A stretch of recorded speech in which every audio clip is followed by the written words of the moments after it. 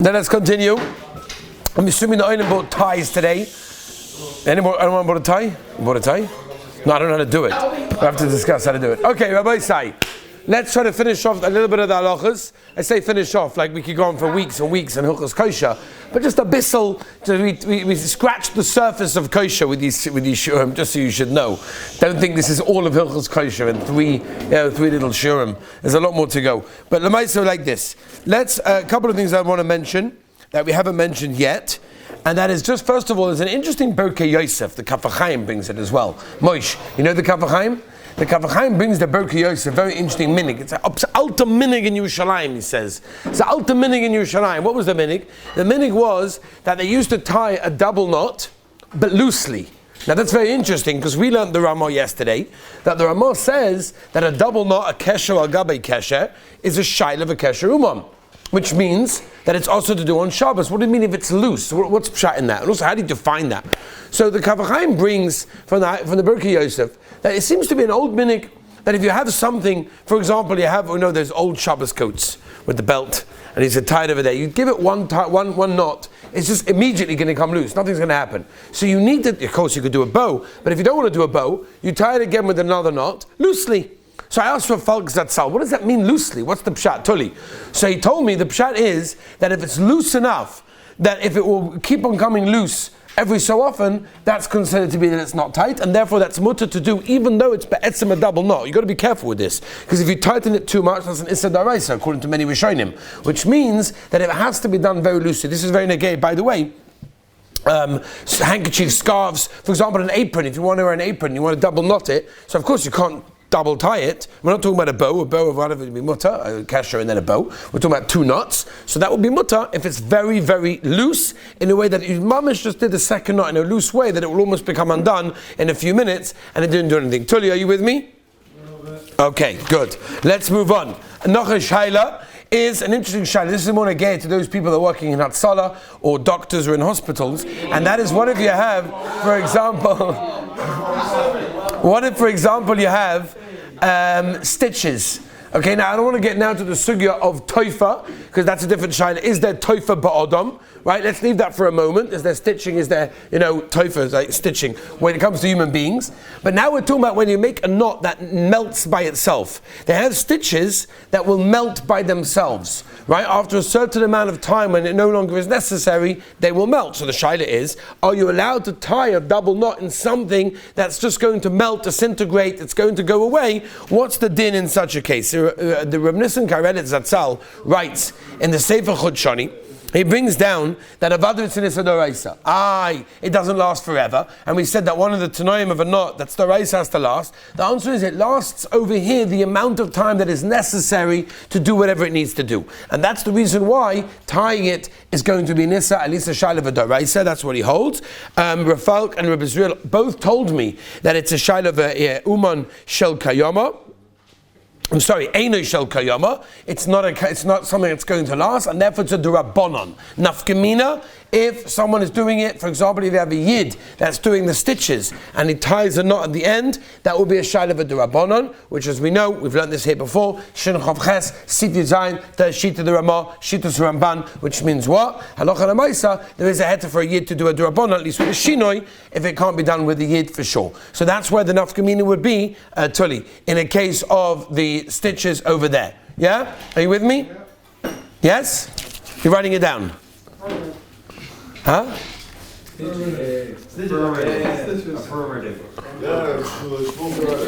Okay, let's move on. Should we turn around the camera? Okay, Rabbi Sai. Next sugya. Tie twists. Right? Again, I didn't manage to bring everything in here, but they have these little metal strings that are covered with a piece of plastic, and you sort of twist it over a bag. Right? You take challah, or you take something and you twist it over a bag or a snack or something like that. What's the din of that? Is that a shaila of kosher, or is it not a shaila of kosher? That's the kasha, not sameah. So the kasha really starts from the Rambam. The Rambam says a very interesting thing. The Rambam says, Menachem, hapoisel chavolim, that if a person takes a rope and he twists it, there's no knot there. Yaakov Tzvi, there's no knot. The Rambam holds that's an issur of kosher. Right? So just take, for example, take your tzitzis. If you unravel the tzitzis It's a bunch of 4 strings. When you tie it together, now it's 1 string. The Rambam will hold that's an Issa Da'oraisa of Kosher. By the way, I can see, somebody asked me if on Shabbos, if the tzitzis become loose, are you allowed to twist it back in? Can't remember who it was, Moish. Can't remember who it was. But the truth is, if you do that, according to the Rambam, it could be a shayla of an Issa D'oraisa, when a person just simply twists the tzitzis back into 1 string, that could be an Issa D'oraisa of Apostle Chavolim, which is a shayla of Kosher. Even though there's no knot there, there's a way of combining strings together. Combining 2 strings together is a problem according to the Rambam of Kosher. So according to that, if you have a twist, right, one of these tie twists, where it's metal, especially got metal inside so it keeps it stiff, and you turn it around and around in order for it to stay that way, nochi, so the halacha will be, that lachoi will be the Rambam, which will be what? That will be also on Shabbos Kodesh, that will be kosher. The answer that we could say is maybe not. What's the difference maybe between Apostle Chavolim and this? What? Zev says you're going to untie it, which means, what Zev is saying, it's like a window. Why every time you open and close a window and not over on Boina, right, or Soisa? Simply because it's made to open and close. So they asked Rabbi Yashiv the Kasha, and they asked him, and Rabbi Yashiv said, and Rabbi Zulobach, his son-in-law, told me, that he said that Avada, since it's made to open and close, it's not made to close forever. Forget, the whole side of this is that if it would be closed and stay closed, it would be broken, it would be bad, it wouldn't be good. The whole purpose of it is to open and close. That's why it's made in a way that it's easily open, closable and openable. So if that's the case, it's like a door, and therefore it will not be Apostle Chavolim. Even more than 24 hours will be mutter to do such a thing. There are, by the way, there are poskim that hold that one should be machmeh if you're going to put it more than 24 hours. So there are those that hold that it's a shaila, and therefore if it's more than 24 hours, don't do it. But if it's less than 24 hours, even they would be maskim, that it will be a mokim to be makel. Let's move on, Rabotai. Next, talking about the tie sugya.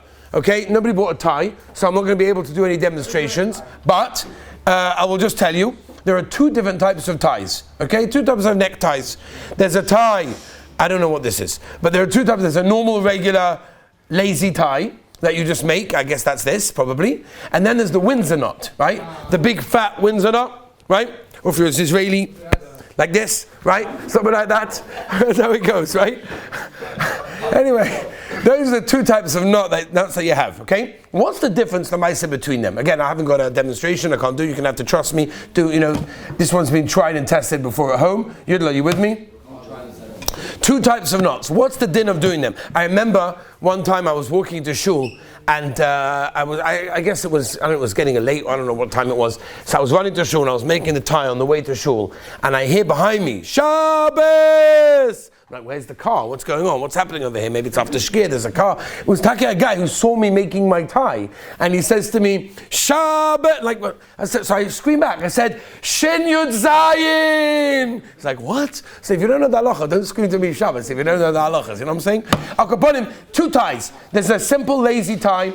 Flip it over once, tuck it in, and you're done. According to Kumat everyone, it's called a din of an aniva. Aniva is a bow. A bow, as we said yesterday, is not, it's a machlokes in the Gemara, but we paskin that a bow is not a kesher. It's not a knot, and therefore even for longer than 24 hours, it's fine. It's okay. Why? Because it's an aniva, it's not even a kesher. Whereas, if, for example, you have the Windsor knot is a double, you put it over one side. I don't know how to do it. We put it over one side, then you put it over the other side, right? Yeah. Yeah, you do. I've seen something. You've seen something like that? You wear a tie? No. Oh no, okay. Who wears a tie? Yeah? Shabbos Kodesh.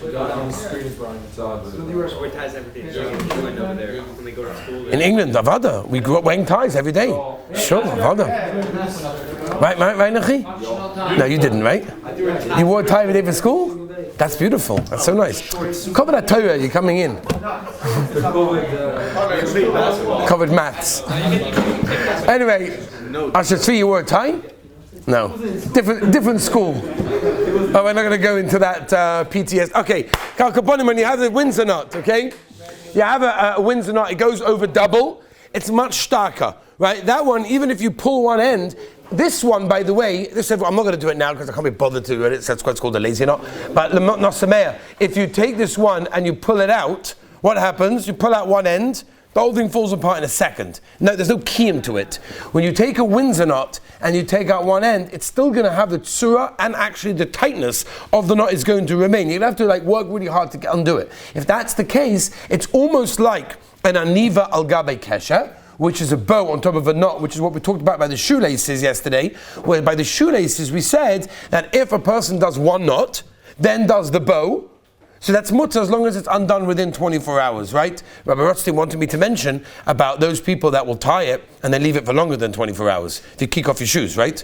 If you kick off your shoes, you have a problem. If you know it's going to be more than 25, for example, if you make it Shabbos morning, and then the Taz talks about people that, by the way, it's a big problem to sleep in your shoes. The Olam knows that, right? Kosher l'shikha, you sleep with your shoes like a kafel chazach. Never go to sleep with your shoes on. Kafel chazach. But Al-Kaponim, if you make your shoes Shabbos morning and you're going to kick them up by Shalashidas or whatever is after Avdullah, so then it could be for longer than 24 hours, which could be a problematic thing. It depends if it's there for the whole Shabbos, not the whole Shabbos. But Al Kaponim, moving on to Windsor knots. If it's made in less 24 hours, you're okay. More than 24 hours, that would be problematic, especially for people that don't know how to make ties and ask somebody else to make it for them, and every week they just open it and put it back. You know those people? They have the tie made already for weeks and weeks, and one week it falls out, and then they want someone to make it.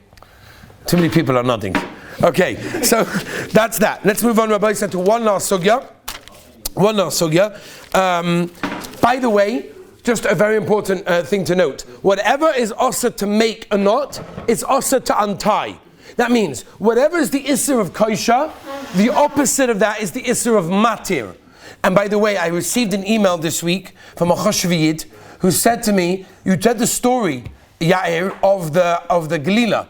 Right, you said the story of the Galila with the guy that ran into the shul Shabbos afternoon to open up the Galila thing because he was worried that he did Galila by Shachris and they're only going to use it the next week. And he said, hey, how are you allowed to do that, right? You're not allowed to untie. If it's also to tie, it's also to untie. I think somebody here also asked me. Don't you know what I'm talking about? Yeah. Right? Yeah, about that, right? So I got an email from a Chashviyid. So I'm just saying it now. It makes it easier for me than answering the email. Hopefully he's listening. And I'll go upon him. So I answered very simple. He said, how are you allowed to untie it? If it was an os or not, you're allowed to untie it. Because whatever's os because of kosher is os because of matir. The answer is, in that case, it was only os if it was going to be more than 24 hours. Since you untied it less than 24 hours, there's no problem. So whatever is os to tie is os to untie. So for example, if the way you make your shoelace is in a way that will be os on Shabbos, so for example, you take a knot, then you make a bow, and then you make another knot by taking the strings as well, which we said was asa. If that's how you made it before Shabbos, then untying it on Shabbos will be an isser of matir. Because whatever is asa because of kosher is asa because of matir. If you have a double knot on, for example, you have a belt, or you have some item of clothing, whatever it may be, and you have a double knot, so we said a double knot is asa, so Shaila V'Kesher the Ramah brings it. Or if you have a knot, for example, in the hoodie string, or in the end of your tzitzis, whatever it may be, all made before Shabbos, that will be an issa to untie it.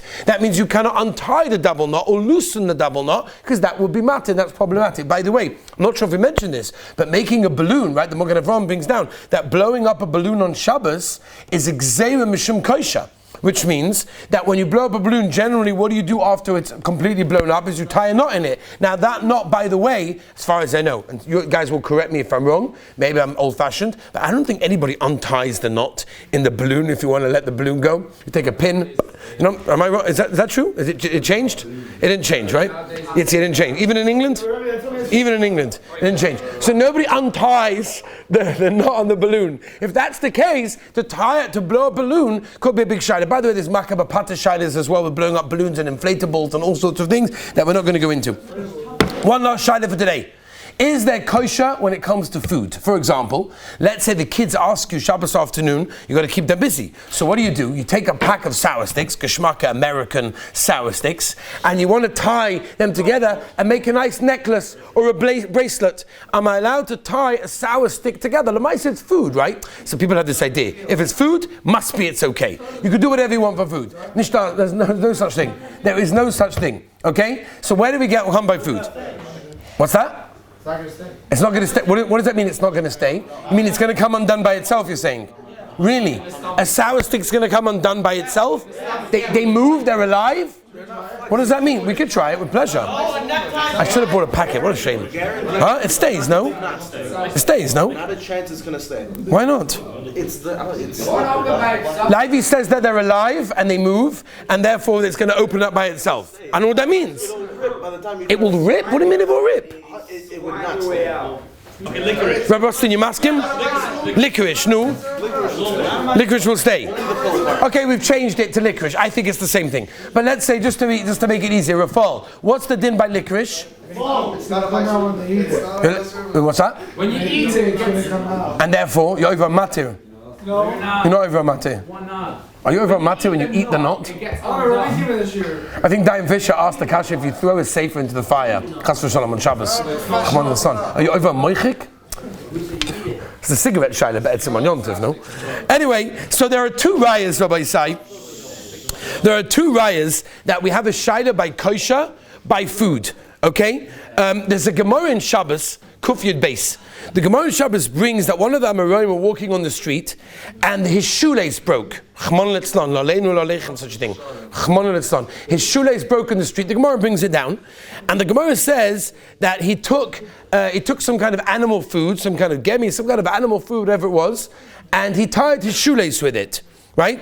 So says the Rambam, lefi that Gemara, that anything that's roy l'meichel behema, anything that is fit for an animal, there's obviously no kosher. Because he, put it in and he made a whole tying situation. Must be anything that's roy la'achila is not considered to be kosher. Say the poskim, that depends. That's only if it's not going to last. But if it's going to last, then it could be a problem. And I'll bring you two rayas. Raya number one, in Siman Shin Chof Dalet. Okay, look this up. Sikot and Dalet.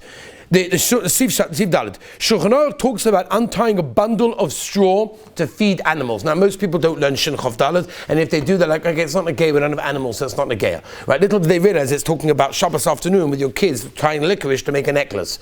Shulchan Aruch talks about untying a bundle of straw to feed animals, and the Maisa, Shulchan Aruch says it's mutter, but the Ramah says as long as it wasn't a kesher shel kayama, and the Mishnah Berurah says over there to be machmeh. Now we're talking about it was tied with something that's roy la'achila for an animal, but al koponim lemaisa, the Mishnah Berurah says to be machmeh in that case, as long as it's not a kesher shel kayama. That's raya number one, that we have a problem even on something that's roy la'achila. Also Hilchas Yontov in Siman Tov Kuf Tes in Sif Gimel, Shulchan Aruch talks about stuffing chicken with meat and eggs, and it says it's mutter to do toifa, right? To tie up, if you want to tie up the chicken where it's got all the stuffing inside it on Yontov, right? And leave a kesher shel kayama and tie it up at the end of the tefira. Mishnah Berurah says the reason is because at the end of the day it's hechsha oichel nefesh, and for Yontov we can be mekel. So it comes out from there that the only heter we have is because it's a Yontov sugya, and Hilchos Yontov we're more mekel by a machshira oichel nefesh. But if it was Shabbos kodesh, abad will be osa, even though you were tying it with something that's roy la'achila. So you see from there that if something is going to last on Shabbos Kodesh, even if it's roy la'achila, there is a shaila of kosher, which means you cannot make knots in sour sticks or in licorice in any way, shape or form. We should be zocheh be'ez Hashem after learning the halachas to keep all of the halachas. Have a wonderful day.